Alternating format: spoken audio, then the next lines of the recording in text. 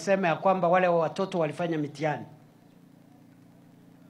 Kuna shule nyingi zimekataa kuachilia stakabadhi ya watoto wetu ambao wamefanya mitihani.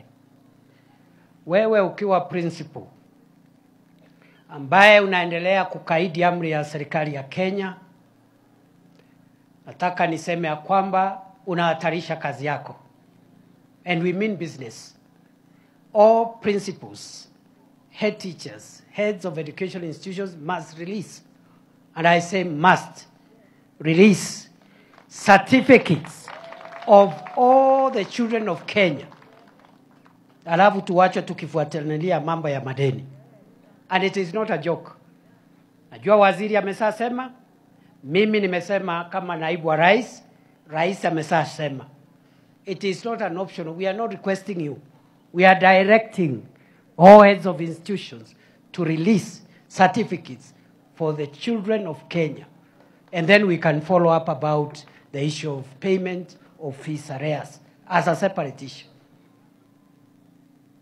Hakuna mahali hakuna pending bills. Tumekuwa na pending bills kwa barabara. Tumekuwa na pending bills everywhere. So principals, don't take this lightly. And for your information, just in case you have forgotten, the Deputy President is the immediate Minister for Interior. So nikisema ni amri, ni amri.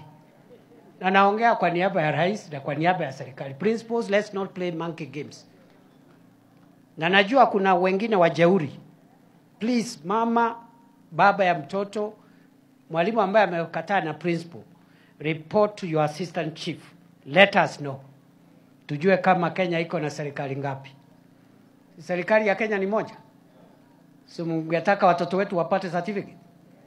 Lakini madeni tuwache tukidaiana. Kwa sababu the fact that the parents didn't pay means they were not able to pay. So it's up to us as a country to find out how we sort out the school.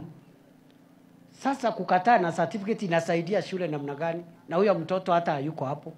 Halali shule, akuli shule. So you have to contend with the situation as it is. You cannot punish a student who has already finished school.